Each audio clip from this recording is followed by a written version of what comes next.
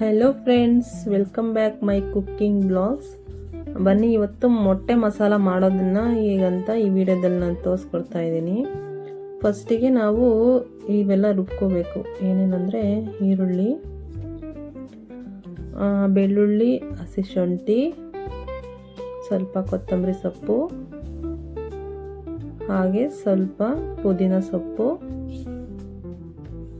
ಮತ್ತು ಕಟ್ ಮಾಡಿ ಇಟ್ಕೊಂಡಿರೋಂಥ ಒಂದು 4 ಟೊಮ್ಯಾಟೊ ಹಣ್ಣು, ಅದ್ರ ಜೊತೆಗೆ ಏಲಕ್ಕಿ ಮತ್ತು ಲವಂಗ, ಸ್ವಲ್ಪ ಕರಿಮೆಣಸು ಹಾಕ್ಕೊಂಡಿದ್ದೀನಿ, ಸ್ವಲ್ಪ ಜೀರಿಗೆ, ಆಮೇಲೆ ಹಚ್ಚ ಖಾರದ ಪುಡಿ, ಖಾರ ನೋಡ್ಕೊಂಡು ಹಾಕೋಬೇಕು.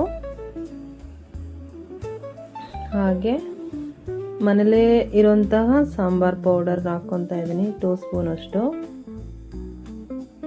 ಸ್ವಲ್ಪ ಗರಂ ಮಸಾಲನೂ ಆ್ಯಡ್ ಮಾಡಿದ್ದೀನಿ ನೋಡಿ. ಇದನ್ನೆಲ್ಲ ರುಬ್ಬಿ ಸೈಡಿಗೆ ಇಟ್ಕೊಳ್ಳೋಣ. ಈ ಕಡೆ ಒಂದು 6 ಮೊಟ್ಟೆ ಬೇಯಿಸ್ಕೊಂಡು ಈ ಥರ 4 ಪೀಸ್ ಮಾಡ್ಕೊತಾ ಇದ್ದೀನಿ ನೋಡಿ. ನಾನು ಈ ಥರ ದಾರದಲ್ಲೇ ಮೊಟ್ಟೆನ ಕಟ್ ಮಾಡೋದು, ಚಾಕುಲ್ ಮಾಡಿದ್ರೆ ಶೇಪ್ ಚೆನ್ನಾಗಿ ಬರಲ್ಲ ಅಂತ ಈ ಥರ ಕಟ್ ಮಾಡಿ ಇಟ್ಕೊಂಡಿದ್ದೀವಿ. ಈ ಕಡೆ ಸ್ಟವ್ ಮೇಲೆ ಬಾಣಲಿ ಇಟ್ಟು ಸ್ವಲ್ಪ ಆಯಿಲ್ ಹಾಕ್ಬಿಟ್ಟು ಈರುಳ್ಳಿ, ಕೊತ್ತಂಬರಿ ಸೊಪ್ಪು, ಪುದೀನ ಸೊಪ್ಪನ್ನು ಬಾಡಿಸ್ಕೋಬೇಕು.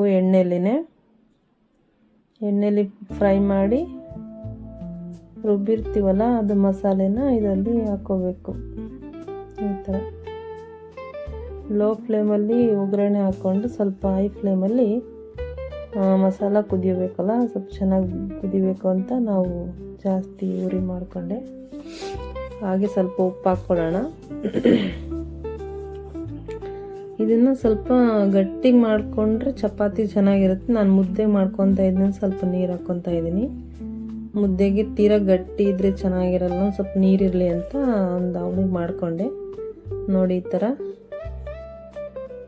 ಆಮೇಲೆ ನೀವು ಎಷ್ಟು ಬೇಕಷ್ಟು ನೀರು ಹಾಕ್ಕೊಳ್ರಿ, ಜಾಸ್ತಿ ನೀರು ಹಾಕ್ಕೊಳಕ್ಕೆ ಹೋಗ್ಬೇಡ್ರಿ, ಕನ್ಸಿಸ್ಟೆಂಟಿ ಇರಲಿ.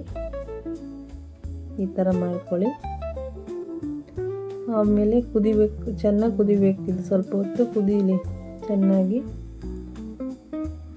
ಕುದಿಬೇಕಾದ್ರೆ ಈ ಕಟ್ ಮಾಡಿ ಇಟ್ಕೊಂಡಿರೋಂತಹ ಮೊಟ್ಟೆನ ಈ ಮಸಾಲದೊಳಗಡೆ ಹಾಕಬೇಕು. ನನಗೆ ಹಾಕೋಕ್ಕೆ ಬಿಟ್ಟಿಲ್ಲ ನೋಡ್ರಿ ನನ್ನ ಮಕ್ಕಳು. ನಾನು ಹಾಕ್ತೀನಿ ಅಂತ ಅವರೇ ಹಾಕ್ತಾಯಿದ್ರು ತಗೊಂಡು. ಇಲ್ಲಿ ನೋಡ್ರಿ ಹಾಕ್ತಾಯಿದ್ವಿ. ಈ ಥರ ಹೆಚ್ಚಿಟ್ಕೊಂಡಿರೋಂಥ ಮೊಟ್ಟೆನೆಲ್ಲ ಇದರಲ್ಲಿ ಹಾಕಬೇಕು.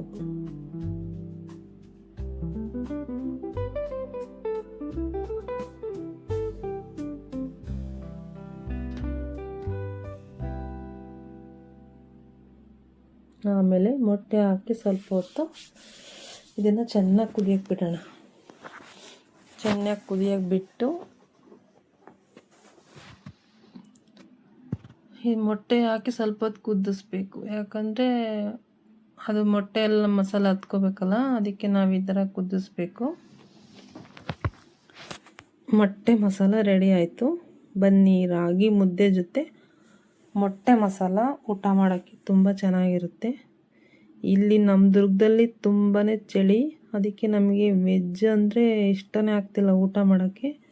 ಅದಕ್ಕೆ ಈ ಥರ ನಾನ್ ವೆಜ್ಜನ್ನೇ ಜಾಸ್ತಿ ಮಾಡ್ಕೊಂಡು ತಿಂತಾ ಇರ್ತೀವಿ.